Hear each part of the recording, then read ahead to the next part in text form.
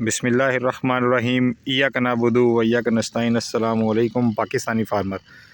उम्मीद करदा किसान वीरो तुसीं ठीक होवोगे। तो मैं तुहाडा वीर मुस्तफा अलवी तो तुसीं देख रहे हो अलवी एग्रीकल्चर फार्म लाहौर।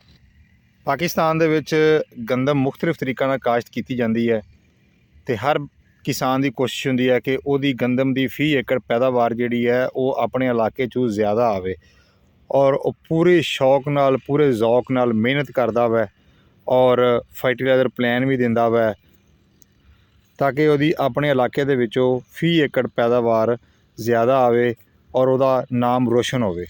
अज दी वीडियो बनाउण दा मकसद है कि साडे किसान जिहड़े है रवायती तरीके नाल जिस तरह गंदम काश्त करदे है क्या उस तरह पैदावार अच्छी आती है या लेटैसट तरीके नाल जिहड़ी जदीद तरीका वै बैड काश्त दे उत्ते है उस तरह गंदम की पैदावार ज़्यादा आती है। गंदम की काश्त का जदीद तरीका है कि बैड बना के 30 इंच के या 32 इंच के उत्ते चोपे लगाए जाते लेबर के नाल एक या दो दाने।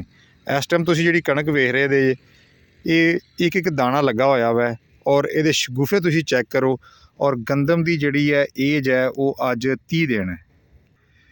गंदम की इस तरीके नाल काश्त जिहड़ी है पौधे तो पौधा ते लैन तो लैन का फासला जिहड़ा वा एक जिहा तुहानूं नज़र आ रहा है। मैं कैमरा क्लोज करदा मैं तुसीं इहनूं हर एंगल नाल देखो। ये लेबर ने लाया वा कोई मशीन ने नहीं लाया लेकिन हर तरीके नाल इक्को जिहा डिस्टेंस हैगा वा हर तरफ और हवा सूरज की रोशनी जिहड़ी है वो पौधे नूं बेहतरीन लग रही है। और गंदम की बैड काश्त दे नाल किसान नूं दो फायदे होर हुंदे है। एक तो उहदा पानी जिहड़ा वै वो बचत हुंदी है पानी की, दूजा खादां जिहड़ियां वै उहदी भी बचत हुंदी है। पानी की बचत किंज हुंदी है कि खाली दे विच पानी लगना वै और पानी जिहड़ा वै वो बहुत थल्ले लगना वै। तुसीं खाली पूरी नहीं भरनी, जिहड़ी इहदी नाली है तुसीं ओनूं हाफ जिहड़ा वै पानी लांदे जे और इनू सिर्फ रेस चाहिदी हुंदी है। और इस तरीके नाल जिथे खाद का तुसीं पूरा एक तोड़ा पाउणा वै, पूरा गट्टू पाउणा वै, पूरा बैग पाउणा वै, उत्थे तुहाडा जिहड़ा वै खाद का खर्चा भी है वो अद्धा वै। हुण इत्थे गल करांगे कि सानूं बैड किहो ਜਿਹੇ बनाने चाहिए। कई इलाकों रवायती मशीनां मैं खेला कड्ढण दीयां तो तुसीं अगर छोटी खेल कड्ढदे तो उत्ते तुहाडीआं 3 लाइनां लगदियां वै। असीं इस खेत दे विच सारे तजर्बे कीते, हर तरह की लाइन कड्ढ के दिखाई है तो जिहड़ा वड्डा बैड है तुहाडे सामने है कि जिहड़ा वड्डा बैड बनिया वै 30 तो 32 इंच का उहदे उत्ते जिहड़ा रिजल्ट बहुत अच्छा लगदा वा। जबकि छोटी जिहड़ी खेल है वो तुसीं अगर 3 लाइनां भी लगांदे जे तो कंप्लीट नहीं लगदियां, जबकि वड्डे बैड दे उत्ते तुहाडीआं 5 लाइनां जिहड़ियां वै वो कन्फर्म अच्छियां लगदियां। और फी एकड़ की पैदावार की गल करिए कि फी एकड़ पैदावार कितनी आती है तो बैड ते काश्त करन नाल फी एकड़ पैदावार जिहड़ी है वो तुहाडी जिहड़ी है 80 मन जिहड़ी है वो कन्फर्म आनी चाहिए है। दूसरा वक्ते काश्त की गल करिए कि जिहड़े किसान दोस्त जिहड़े है गन्ने की हारवैसटिंग गन्ने की कटाई तो बाद अपनी गंदम नूं काश्त करते हैं। कई दोस्त गपछट कर देंगे और कई दोस्त जो वत्तर ज़्यादा होंदा वा गन्ने के खेत ते वो एंड दिसंबर 20 दिसंबर 25 दिसंबर तक जिहड़ी आ गंदम काश्त करते हैं और उहदी पानी की प्रैक्टिस जिहड़ी आ जनवरी की कोई 15-20 नूं लगा देंगे पानी। मैं अपने गन्ने के काश्तकार नूं कहांगा कि तुसीं एक साल दे विच 3 फसलां किद्दां लै सकदे जे। तुसीं गन्ने की काश्त भी कर सकदे जे प्लस नाल जिहड़ी है वो अपनी गंदम भी लगा सकदे जे। अगर साडे गन्ने के काश्तकार जिहड़े है वो बैड काश्त करनगे तो जिहड़ी विचली नाली है इहदे उत्ते अपना वो गन्ना दोबारा लगा देणगे। यानी कि जिन्ने एकड़ तुसीं गन्ने की हारवैसटिंग कटाई कीती है उन्ने एकड़ ही तुहाडा गन्ना दोबारा लग जाएगा दिसंबर दे विच। कई किसान वीर कहणगे कि यार दिसंबर दे विच गन्ना किहड़ा लगदा वै ते यार जदों अपना तुसीं वेखोगे कि गंदम दीआं खेलां कड्ढियां होणगीਆਂ तुसीं गंदम उत्ते लगा दित्ती होएगी तो जिहड़ी खेल तुहाडी जिहड़ी खाली पई है जदों मौसम खुल्लेगा एक तुहाडी फरवरी काश्त हुंदी है या मार्च काश्त हुंदी है गन्ने दी और एक तुहाडी सितंबर काश्त हुंदी है। अगर साडे गन्ने के काश्तकार जिहड़े है वो बैड काश्त करनगे तो उन्हां दा जिहड़ा बैड बनिया होएगा उहदे उत्ते ते गंदम आ गई जिहड़ी उन्हां दी नाली हैगी है इस नाली दे उत्ते साडा जिहड़ा काश्तकार हैगा वै वो फरवरी एंड या मार्च दे मिड विच अपना जिहड़ा वै वो गन्ना काश्त कर सकदा वै। साडे गन्ने के काश्तकार नूं अलहदा तू कोई बैड नहीं बनाना पेगा, कोई खेल नहीं बनानी पेगी और उहदी गंदम दी भी कटाई हो जाएगी और उहदा गन्ना भी जिहड़ा वै वो नाले जिहड़ा वै वो भी ग्रोथ कर रहा होएगा। ਔਰ ਸਾਨੂੰ ਚਾਹੀਦਾ ਕਿ ਸਾਡਾ ਕਾਸ਼ਤਕਾਰ ਜਿਹੜਾ ਵਾ ਇੰਟਰਕ੍ਰੋਪਿੰਗ ਕਰੇ ਤਾਂ ਕਿ ਉਹਨੂੰ ਡਬਲ ਫਾਇਦਾ ਹੋਵੇ। ਅੱਜ ਜਿਸ ਏਕੜ ਦੇ ਵਿੱਚ ਮੈਂ ਤੁਹਾਨੂੰ ਵੀਡੀਓ ਬਣਾ ਕੇ ਦੇ ਰਿਹਾ ਮੈਂ, ਇਹਦੇ ਵਿੱਚ ਅਸੀਂ ਇੰਟਰਕ੍ਰੋਪਿੰਗ ਜਿਹੜੀ ਉਹ ਕਾਫੀ ਜ਼ਿਆਦਾ ਕੀਤੀ ਹੈ ਔਰ 1 ਏਕੜ ਦੇ ਵਿੱਚ ਅਸੀਂ ਮੁਖਤਲਿਫ ਚੀਜ਼ਾਂ ਲਗਾਈਆਂ। ਮੈਂ ਸਾਰੀਆਂ ਤੁਹਾਡੇ ਨਾਲ ਡਿਸਕਸ ਕਰਦਾ ਮੈਂ ਔਰ ਸਾਰੀਆਂ ਚੀਜ਼ਾਂ ਮੈਂ ਤੁਹਾਨੂੰ ਦਿਖਾਉਂਦਾ ਮੈਂ। ਦੂਸਰਾ ਮੈਂ ਦਿਖਾਉਂਦਾ ਜਾਵਾਂ ਕਿ ਗੰਦਮ ਦੀ ਅਗਰ ਸੇਵਾ ਦੀ ਗੱਲ ਕਰੀਏ ਤੇ ਫਰਟੀਲਾਈਜ਼ਰ ਪਲਾਨ ਦੀ ਗੱਲ ਕਰੀਏ ਤਾਂ ਉਹ 'ਚ ਅਸੀਂ ਕੰਪਰੋਮਾਈਜ਼ ਨਹੀਂ ਕਰਦੇ ਕਿਸੇ ਵੀ ਤਰ੍ਹਾਂ ਦਾ। ਇਹ ਸਾਡੀ ਗੰਦਮ ਜਿਹੜੀ ਹੈ ਇਹਨੂੰ ਅੱਜ ਜਿਹੜਾ ਵੈ 45 ਦਿਨ ਹੋ ਰਹੇ ਆ ਔਰ ਅਲਹਮਦੁਲਿਲਾ ਇਸ ਗੰਦਮ ਨੂੰ ਕਿਸੇ ਕਿਸਮ ਦਾ ਸਟ੍ਰੈਸ ਨਹੀਂ ਹੈਗਾ, ਲਸ਼ ਗ੍ਰੀਨ ਹੈਗੀ ਹੈ। ਔਰ ਮੈਂ ਆਪਣੇ ਕਿਸਾਨ ਵੀਰਾਂ ਨੂੰ ਇਹ ਵੀ ਦੱਸਦਾ ਜਾਵਾਂ ਕਿ ਅਸੀਂ ਅਲਹਮਦੁਲਿਲਾ ਅਲਵੀ ਐਗਰੀਕਲਚਰ ਫਾਰਮ ਦੇ ਉੱਤੇ ਗੰਦਮ ਦੀਆਂ 15 ਮੁਖਤਲਿਫ ਵੈਰਾਈਟੀਆਂ ਕਾਸ਼ਤ ਕੀਤੀਆਂ ਮੈਂ ਔਰ ਇਨਸ਼ਾਅੱਲਾ ਜਿਹੜੀ ਕਾਮਯਾਬ ਹੋਏਗੀ ਅਸੀਂ ਉਹਦੀ ਅਨਾਉਂਸਮੈਂਟ ਵੀ ਕਰਾਂਗੇ। ਔਰ ਤੁਹਾਨੂੰ ਮੈਂ ਗੰਦਮ ਦੀ ਇਹ ਵੈਰਾਈਟੀ ਦਿਖਾਉਂਦਾ ਜਾਵਾਂ। ਸੁਲਤਾਨ 512 ਗੰਦਮ ਦੀ ਵੈਰਾਈਟੀ ਹੈ ਇਹ ਸਾਡੇ ਕੋਲ ਔਰ ਕਿਉਂਕਿ ਇਸ ਤੋਂ ਪਹਿਲੇ ਤੁਹਾਨੂੰ PK 11 ਦਿਖਾਈ ਹੈ ਔਰ ਇਹਦੀ ਟ੍ਰਿਲਿੰਗ ਤੁਸੀਂ ਵੇਖੋ ਮਾਸ਼ਾਅੱਲਾ ਕਮ ਅਜ਼ ਕਮ ਇੱਕ ਪੌਦੇ ਦੀ ਜਿਹੜੀ ਟ੍ਰਿਲਿੰਗ ਹੈਗੀਆਂ ਉਹ 25 ਹੈ 26 ਹੈ 25-26 ਟ੍ਰਿਲਿੰਗ ਜਾ ਰਹੀਆਂ ਵਾ। ਔਰ ਗੰਦਮ ਦਾ ਜਿਹੜਾ ਦਾਰੋ ਮਦਾਰ ਹੁੰਦਾ ਉਹਦੇ ਸ਼ਗੂਫੀਆਂ 'ਤੇ ਹੁੰਦਾ ਵਾ, ਜਿੰਨੇ ਜ਼ਿਆਦਾ ਉਹਦੇ ਸ਼ਗੂਫੇ ਹੋਣਗੇ ਉਨੀ ਅੱਛੀ ਗੰਦਮ ਹੋਏਗੀ। ਔਰ ਮਜ਼ੇ ਵਾਲੀ ਮੈਂ ਗੱਲ ਦੱਸ ਜਾਵਾਂ, ਇਸ ਗੰਦਮ ਨੂੰ ਸਿਰਫ ਹੁਣ ਤੱਕ 25 ਕਿਲੋ ਯੂਰੀਆ ਇਸਤੇਮਾਲ ਕੀਤਾ ਗਿਆ ਵਾ, ਉਹ ਵੀ ਕਿਸ਼ਤਾਂ ਦੇ ਵਿੱਚ। 10 ਕਿਲੋ ਜਿਹੜਾ ਵਾ ਅਸੀਂ ਫਲੱਡ ਕੀਤਾ ਸੀ ਪਹਿਲੇ ਪਾਣੀ ਦੇ ਨਾਲ, ਇਹਨੂੰ ਹੁਣ ਤੱਕ ਇੱਕ ਪਾਣੀ ਲੱਗਾ ਵਾ ਔਰ ਇਹਦੀ ਤੁਸੀਂ ਵੇਖੋ ਨਮੀ ਹਜੇ ਵੀ ਬਰਕਰਾਰ ਹੈਗੀ ਹੈ। ਇਹਨਾਂ ਥੱਲੇ ਦੇਖੋ ਚਿੱਕੜ ਬਣਿਆ ਪਿਆ ਵਾ, ਠੀਕ ਹੈ ਜੀ। ਔਰ ਜ਼ਮੀਨ ਦੀ ਜ਼ਰਖੇਜ਼ੀ ਚੈੱਕ ਕਰੋ। ਮੈਂ ਅਕਸਰ ਕਿਸਾਨ ਵੀਰਾਂ ਨੂੰ ਕਹਿਣਾ ਵਾ ਕਿ ਜ਼ਮੀਨ ਦੀ ਜ਼ਰਖੇਜ਼ੀ ਜਿਹੜੀ ਹੈ ਉਹ ਤੁਹਾਡੇ ਫਰਟੀਲਾਈਜ਼ਰ ਪਲਾਨ 'ਤੇ ਡਿਪੈਂਡ ਕਰਦਾ ਵਾ ਕਿ ਤੁਸੀਂ ਇੱਕੋ ਵਾਰੀ ਪੂਰਾ ਯੂਰੀਆ ਪਾ ਦਿੰਦੇ ਜੇ ਜਾਂ ਫਿਰ ਤੁਸੀਂ ਜਿਹੜਾ ਵਾ ਕਿਸ਼ਤਾਂ ਦੇ ਨਾਲ ਪਾਉਂਦੇ ਜੇ। ਹੁਣ ਅਸੀਂ ਗੱਲ ਸਾਡੀ ਲੰਬੀ ਹੋ ਜਾਂਦੀ ਹੈ, ਹੁਣ ਅਸੀਂ ਆਉਂਦੇ ਹਾਂ ਆਪਣੇ ਸਟੈਪ ਬਾਏ ਸਟੈਪ ਇੰਟਰਕ੍ਰੋਪਿੰਗ ਜਿਹੜੀ ਅਸੀਂ ਕੀਤੀ ਹੈ। ਅਤੇ ਅਸੀਂ ਜਦੋਂ ਖੇਤ 'ਚ ਇੰਟਰ ਹੁੰਦੇ ਆ ਤਾਂ ਅਸੀਂ ਆਪਣਾ ਖੇਤ ਦੇ ਵਿੱਚ ਸਭ ਤੋਂ ਪਹਿਲੇ ਬੈੱਡ ਕਾਸਟ ਜਿਹੜੀ ਹੈ ਉਹ ਕੀਤੀ ਹੈ ਔਰ ਬੈੱਡ ਛੋਟਾ ਵੀ ਬਣਾਇਆ ਅਤੇ ਵੱਡਾ ਵੀ ਬਣਾਇਆ ਵਾ। ਗੰਦਮ ਦੀ ਕਾਸ਼ਤ ਸਾਡੀ ਬੈੱਡ 'ਤੇ ਕਾਸ਼ਤ ਹੈਗੀ ਹੈ, ਇਹਦੇ ਵਿੱਚ DG09 ਹੈ ਔਰ PK 11 ਹੈ। ਇਹ 2 ਵੈਰਾਈਟੀਆਂ ਇਹਦੇ ਵਿੱਚ ਵੀ ਅਸੀਂ ਕਾਸ਼ਤ ਕੀਤੀਆਂ ਵਾ। ਉਸ ਤੋਂ ਬਾਅਦ ਅਸੀਂ ਇਸੇ ਜ਼ਮੀਨ ਦੇ ਵਿੱਚ ਇਸੇ ਖੇਤ ਦੇ ਵਿੱਚ ਸਟ੍ਰਾਬੇਰੀ ਲਗਾਈ ਹੋਈ ਹੈ ਅਤੇ ਸਟ੍ਰਾਬੇਰੀ ਤੋਂ ਬਾਅਦ ਜਿਹੜਾ ਵੈ ਉਹ ਅਸੀਂ ਗੰਦਮ ਜਿਹੜੀ ਆ ਉਹ ਬੈੱਡ ਕਾਸ਼ਤ ਕੀਤੀ ਹੋਈ ਹੈ। ਇਹ ਸਾਰੀ ਏਰੀਏ 'ਚ ਸਾਡੇ ਸੀਡ ਲੱਗੇ ਹੋਏ ਆ ਮੁਖਤਲਿਫ, ਜਿਹੜੇ ਅਸੀਂ ਪ੍ਰੀ ਬੇਸਿਕ ਸੀਡ ਕੁਛ ਖੁਦ ਬਣਾਉਂਦੇ ਹਾਂ, ਕੁਛ ਅਸੀਂ ਵੈਰਾਈਟੀਆਂ ਬਾਹਰੋਂ ਲੈ ਕੇ ਆਉਂਦੇ ਹਾਂ। ਮੈਂ ਥੋੜ੍ਹਾ ਜਿਹਾ ਦਿਖਾ ਦੇਵਾਂ ਕਿ ਇਹ ਇੱਕ ਪੌਦਾ ਲੱਗਾ ਵਾ ਗੰਦਮ ਦੇ ਸੀਡ ਦਾ ਔਰ ਇਹਨਾਂ ਦੀ ਤੁਸੀਂ ਟ੍ਰਿਲਿੰਗ ਚੈੱਕ ਕਰੋ ਮਾਸ਼ਾਅੱਲਾ, ਇਹਦੇ ਸ਼ਗੂਫੇ ਚੈੱਕ ਕਰੋ ਇੱਕ ਪੌਦੇ ਦੇ, ਠੀਕ ਹੈ ਜੀ। ਇਹ ਵੈਰਾਈਟੀ ਇਨਸ਼ਾਅੱਲਾ ਤੁਹਾਡੇ ਨਾਲ ਸਾਰੀ ਡਿਸਕਸ ਕੀਤੀ ਜਾਏਗੀ ਅਗਲੀਆਂ ਵੀਡੀਓ 'ਤੇ। ਇਸ ਲਈ ਮੈਂ ਕਹਿੰਦਾ ਕਿ ਸਾਡਾ ਚੈਨਲ ਜਿਹਨਾਂ ਨੇ ਹਜੇ ਤੱਕ ਸਬਸਕ੍ਰਾਈਬ ਨਹੀਂ ਕੀਤਾ ਉਹ ਸਬਸਕ੍ਰਾਈਬ ਕਰ ਲੈਣ। ਇਨਸ਼ਾਅੱਲਾ 2024 ਤੁਸੀਂ ਜਿਹੜੀ ਗੰਦਮ ਜਿਹੜੀ ਕਾਸ਼ਤ ਕਰੋਗੇ ਦੁਬਾਰਾ ਉਹ ਇਨਸ਼ਾਅੱਲਾ ਤੁਸੀਂ ਅੱਛੇ ਸੀਡ ਕਰੋਗੇ ਲੈ ਕੇ ਔਰ ਸਾਡੇ ਕਾਸ਼ਤਕਾਰਾਂ ਦੀ ਫੀ ਏਕੜ ਪੈਦਾਵਾਰ ਵੀ ਜ਼ਿਆਦਾ ਆਏਗੀ। ਸਟ੍ਰਾਬੇਰੀ ਔਰ ਗੰਦਮ ਤੋਂ ਬਾਅਦ ਅਸੀਂ ਉਸੇ ਏਕੜ ਦੇ ਵਿੱਚ ਇਹ ਗਲਾਈਡ ਫੁੱਲ ਹੈਗੇ ਆ, ਸਟਿਕ ਹੁੰਦੀ ਹੈ ਇਹ, ਤਾਂ ਇਹ ਗਲਾਈਡ ਲਗਾਇਆ ਹੋਇਆ ਵਾ। ਜਿਹੜੇ ਗਲਾਈਡ ਨੂੰ ਜਾਣਦੇ ਆ ਪੱਤੋ ਕੀ ਔਰ ਹੋਰ ਜਗ੍ਹਾ ਦੇ ਵਿੱਚ ਜਿਹੜੇ ਲੋਕ ਗਲਾਈਡ ਕਾਸ਼ਤ ਕਰਦੇ ਉਹਨਾਂ ਨੂੰ ਤਾਂ ਬਹੁਤ ਇਨਫੋਰਮੇਸ਼ਨ ਹੈ।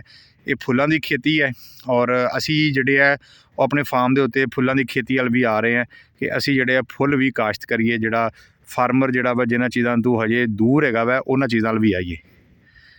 ਅਤੇ ਇਸ ਸਾਲ ਜੀ ਅਸੀਂ ਅਲਹਮਦੁਲਿਲਾ ਗਲਾਈਡ ਲਗਾਇਆ ਵਾ, ਇਹਨੂੰ ਮਲਚਿੰਗ ਕੀਤੀ ਹੈ ਪਰਾਲੀ ਨਾਲ। ਅਸੀਂ ਬੀਜ ਲਗਾ ਕੇ ਅਤੇ ਗੰਦ ਦਾ ਸਪਰੇਅ ਕਰਕੇ ਅਤੇ ਉੱਤੇ ਪਰਾਲੀ ਪਾਤੀ। ਅਲਹਮਦੁਲਿਲਾ ਮੈਂ ਕਿਸਾਨਾਂ ਨੂੰ ਦੱਸਣਾ ਚਾਹ ਰਿਹਾ ਕਿ ਜਿਹੜੇ ਦੋਸਤਾਂ ਦੇ ਨਾਲ ਕਿ ਜੀ ਮਲਚਿੰਗ ਤੋਂ ਕਿੰਝ ਉਗਦਾ ਵਾ, ਤੁਸੀਂ ਪਰਾਲੀ ਵੇਖੋ, ਪਰਾਲੀ ਅਸੀਂ ਬਹੁਤ ਜ਼ਿਆਦਾ ਪਾਈ ਹੋਈ ਹੈ, ਇਹ ਸਾਰੀ ਪਰਾਲੀ ਥੱਲੇ ਪਈ ਹੋਈ ਹੈ, ਉਹਦੇ ਵਿੱਚੋਂ ਨਿਕਲ ਆਇਆ, ਠੀਕ ਹੈ। ਔਰ ਵੇਖੋ ਇੱਕ ਇੱਕ ਦਾਣਾ ਇੱਕ ਪੌਦਾ ਹੋ ਗਿਆ ਵਾ। ਗਲਾਈਡ ਦੀ ਖੇਤੀ ਤੋਂ ਬਾਅਦ ਅਸੀਂ ਤੀਸਰੀ ਜਿਹੜੀ ਕਰੋਪ ਹੈ ਉਹ ਗਾਰਲਿਕ ਲਗਾਇਆ ਵਾ। ਗਾਰਲਿਕ ਦੀਆਂ ਸਾਡੇ ਫਾਰਮ ਦੇ ਉੱਤੇ ਅਲਹਮਦੁਲਿਲਾ 6 ਕਿਸਮਾਂ ਲੱਗੀਆਂ ਹੋਈਆਂ ਵਾ ਔਰ ਗਾਰਲਿਕ ਮੈਂ ਕਾਫੀ ਜਿਹੜਾ ਵਾ ਉਹ ਸੰਘਣਾ ਕਰਕੇ ਲਗਾਇਆ ਵਾ ਕਿਉਂਕਿ ਗਾਰਲਿਕ ਦੀ ਜਿਹੜੀ ਲੁੱਕ ਹੈਗੀ ਹੈ, ਗਾਰਲਿਕ ਦਾ ਜਿਹੜਾ ਸਾਈਜ਼ ਹੈ ਉਹ ਮੈਂ ਬਣਾਉਣਾ ਚਾਹ ਰਿਹਾ ਮੈਂ ਨੋਰਮਲ। ਔਰ ਇਹ ਵੀ ਮੈਂ ਮਲਚਿੰਗ 'ਤੇ ਕਾਸ਼ਤ ਕੀਤਾ ਵਾ ਔਰ ਹਾਈ ਡੈਂਸਿਟੀ, ਇਹਨੂੰ ਕਹਿੰਦੇ ਆ ਹਾਈ ਡੈਂਸਿਟੀ 'ਤੇ, ਠੀਕ ਹੈ। ਇੱਕ ਖੇਲ ਦੇ ਉੱਤੇ ਮੈਂ ਕਮ ਅਜ਼ ਕਮ 1 ਮਣ ਗਾਰਲਿਕ ਜਿਹੜਾ ਵਾ ਸੀਡ ਉਹ ਕਾਸ਼ਤ ਕੀਤਾ ਵਾ। ਤੁਹਾਡੇ ਸਾਹਮਣੇ ਖੇਲਾਂ ਬਿਲਕੁਲ ਤੁਸੀਂ ਵੇਖ ਸਕਦੇ ਜੇ, ਕਿਉਂਕਿ ਸਾਡੇ ਮੁਲਕ ਦੇ ਵਿੱਚ ਗਾਰਲਿਕ ਦਾ ਬਹੁਤ ਜ਼ਿਆਦਾ ਵੱਡਾ ਸਾਈਜ਼ ਹੈ ਜੀ, ਉਹ ਵੀ ਨਹੀਂ ਪਸੰਦ ਕੀਤਾ ਜਾਂਦਾ ਔਰ ਨੋਰਮਲ ਸਾਈਜ਼ ਜਿਹੜਾ ਵਾ ਹਰ ਬੰਦਾ ਚੁੱਕਦਾ ਵਾ ਔਰ ਮੰਡੀ ਵੀ ਨੋਰਮਲ ਸਾਈਜ਼ ਨੂੰ ਹੀ ਪਸੰਦ ਕਰਦੀ ਹੈ। ਤੁਸੀਂ ਵੇਖਦੇ ਦੂਰ ਦੂਰ ਤੱਕ, ਠੀਕ ਹੈ।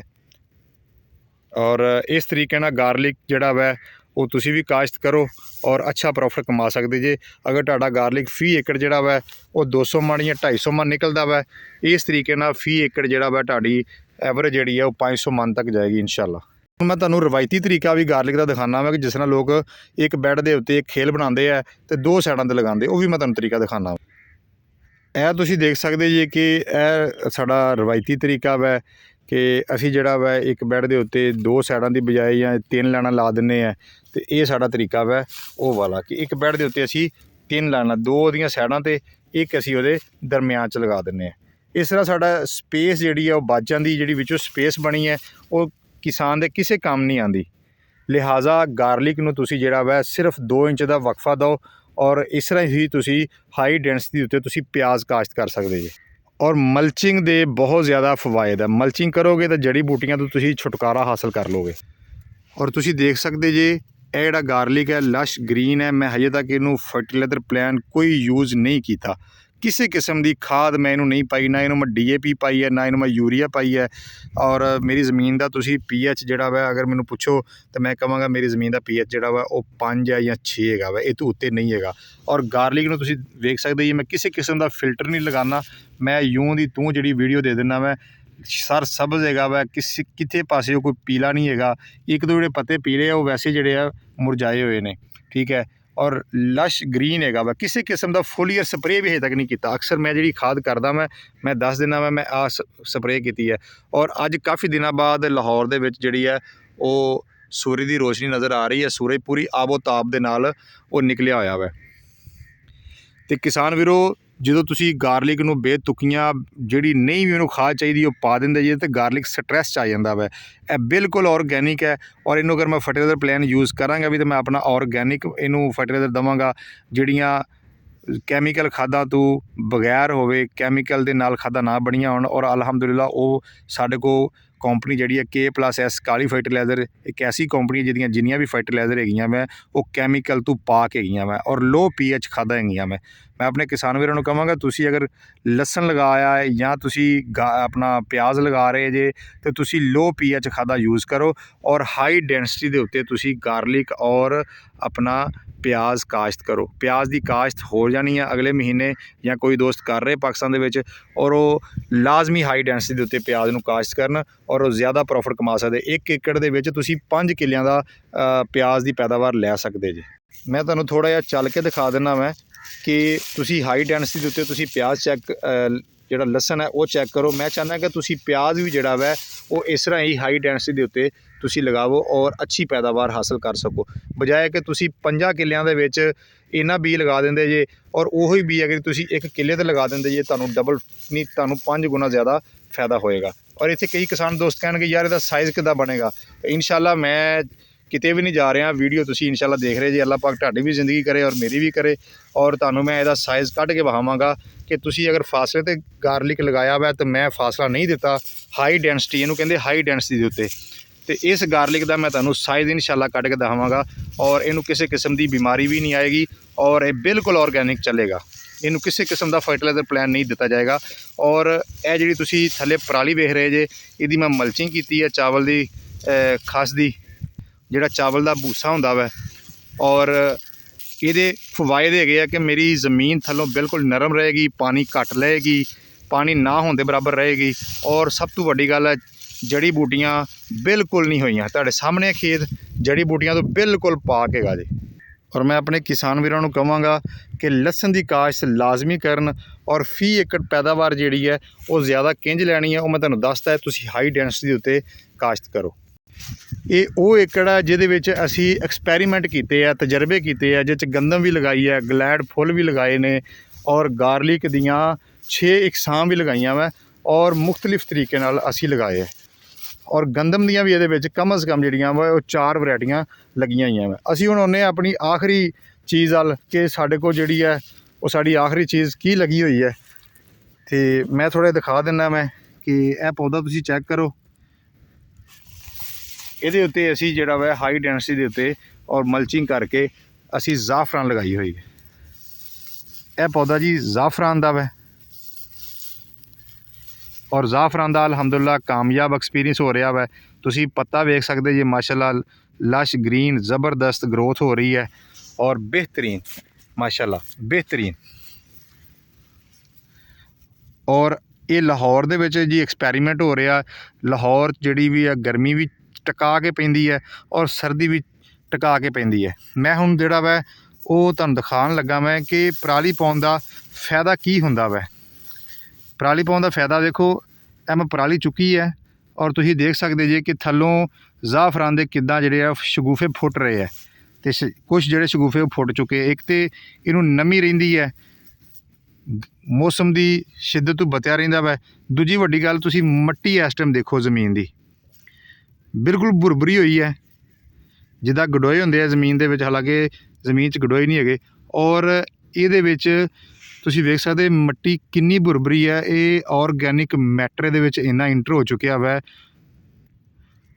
ਤੁਸੀਂ ਵੀ ਆਪਣੀ ਜਿਹੜੀ ਜ਼ਮੀਨ ਨੂੰ ਇਸ ਤਰ੍ਹਾਂ ਜਿਹੜਾ ਉਹਦਾ pH ਲੈਵਲ ਵੀ ਘੱਟ ਕਰ ਸਕਦੇ ਜੇ ਔਰ ਪਾਣੀ ਦੀ ਬਚਤ ਵੀ ਕਰ ਸਕਦੇ। ਜਿਹੜੇ ਸਾਡੇ ਗਰਮ ਮਰਤੂਬ ਇਲਾਕੇ ਆ, ਜਿਹੜੇ ਸਾਡੇ ਰੇਤਲੇ ਇਲਾਕੇ ਆ, ਥਲ ਦੇ ਇਲਾਕੇ ਆ, ਉਹ ਇਸ ਤਰੀਕੇ ਨੂੰ ਅਪਣਾਉਣ ਔਰ ਉਹ ਵੀ ਇਲਾਕੇ ਸਾਡੇ ਜਿਹੜੇ ਅਪਣਾ ਸਕਦੇ ਆ ਜਿੱਥੇ ਪਾਣੀ ਦੀ ਕਿੱਲਤ ਹੈਗੀ ਆ, ਸ਼ਾਰਟੇਜ ਹੈ। ਨਹਿਰਾਂ ਦਾ ਪਾਣੀ 15 ਮਿੰਟ 17 ਮਿੰਟ ਹੈ ਉਹਦੇ ਨਾਲ ਕਿੱਲਾ ਭਰਦੇ ਆ।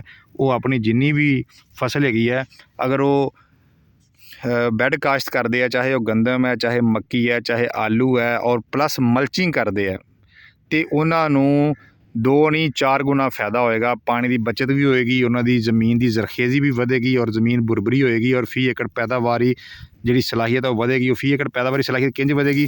ਜਦੋਂ ਅਸੀਂ ਮਲਚਿੰਗ ਨਹੀਂ ਕਰਦੇ ਤਾਂ ਸਾਡੀ ਜਿਹੜੀ ਜ਼ਮੀਨ ਹੈ ਉਹ ਇੰਝ ਟੈਟ ਹੋ ਜਾਂਦੀ ਹੈ, ਠੀਕ ਹੈ। ਜਦੋਂ ਸਖਤ ਹੋ ਜਾਂਦੀ ਹੈ, ਚਿਕਨੀ ਮਿੱਟੀ ਸਖਤ ਹੋ ਜਾਂਦੀ ਹੈ, ਅਤੇ ਉਹਦਾ ਹੱਲ ਇਹ ਹੈ ਕਿ ਅਗਰ ਅਸੀਂ ਮਲਚਿੰਗ ਕੀਤੀ ਹੋਏਗੀ ਤਾਂ ਸਾਡੀ ਜਿਹੜੀ ਜ਼ਮੀਨ ਹੈਗੀ ਹੈ ਉਹ ਥੱਲੋਂ ਭੁਰਭੁਰੀ ਹੋਣਾ ਸ਼ੁਰੂ ਹੋ ਜਾਏਗੀ ਔਰ ਉਹਨੂੰ ਪਾਣੀ ਜਿਹੜਾ ਵਾ ਉਹ ਵੀ ਘੱਟ ਲੱਗੇਗਾ ਔਰ ਪਰਾਲੀ ਉੱਤੇ ਹੋਣ ਦੀ ਵਜ੍ਹਾ ਨਾਲ ਐਟੋਮੈਟਿਕਲੀ ਤੁਹਾਡਾ ਜਿਹੜਾ ਵਾ ਉਹ pH ਜ਼ਮੀਨ ਦਾ ਉਹ ਥੱਲੇ ਆਉਣਾ ਸ਼ੁਰੂ ਹੋ ਜਾਏਗਾ। ਇਹਦੇ ਉੱਤੇ ਵੀ ਇੱਕ ਕੰਪਲੀਟ ਵੀਡੀਓ ਬਣਾਵਾਂਗੇ, ਲੇਕਿਨ ਅਲਹਮਦੁਲਿਲਾ ਅਸੀਂ ਜਿਹੜਾ ਵਾ ਉਹ ਐਕਸਪੈਰੀਮੈਂਟ ਇੱਥੇ ਸਾਰੇ ਕਰ ਲਏ ਆ।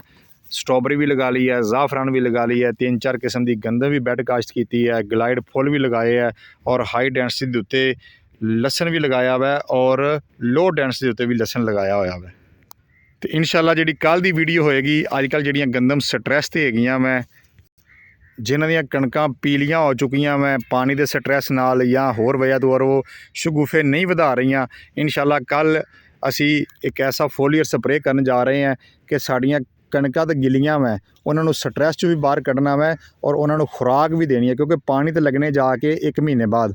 ਇੰਨੀ ਕਣਕ ਸਾਡੀ ਗਿੱਲੀ ਹੈ ਅਤੇ ਉਹ ਸਾਰਾ ਮਾਮਲਾ ਕਿੱਦਾਂ ਹੋਏਗਾ? ਫੋਲੀਅਰ ਸਪਰੇਅ ਕਿਹੜਾ ਕਰੀਏ ਜਿਹੜਾ ਸਿਰਫ 1500 ਰੁਪਇਆ ਫੀ ਏਕੜ ਖਰਚਾ ਆਵੇ ਔਰ ਉਹਦਾ ਫਾਇਦਾ ਵੀ ਜ਼ਿਆਦਾ ਹੋਵੇ ਔਰ ਉਹਨੂੰ ਤਾਕਤ ਵੀ ਮਿਲ ਜਾਵੇ ਔਰ ਕਣਕ ਦੀ ਪੈਦਾਵਾਰ ਵੀ ਵਧੇ। ਇਨਸ਼ਾਅੱਲਾ ਕੱਲ੍ਹ ਇੱਕ ਵੀਡੀਓ ਅਪਲੋਡ ਹੋਏਗੀ, ਉਹ ਲਾਜ਼ਮੀ ਵੇਖਿਓ ਔਰ ਅੱਗੇ ਸਾਡਾ ਚੈਨਲ ਜਿਹੜਾ ਸ਼ੇਅਰ ਵੀ ਕਰਿਆ ਕਰੋ। ਵੀਡੀਓ ਪਸੰਦ ਆਵੇ ਤੇ ਬੈਲ ਆਈਕਨ ਦਾ ਬਟਨ ਪ੍ਰੈਸ ਕਰੋ ਔਰ ਸਬਸਕ੍ਰਾइब भी चैनल लाजमी करो। अल्लाह ने के बाद पाकिस्तान जिंदाबाद, पाकिस्तानी किसान पाइंदाबाद।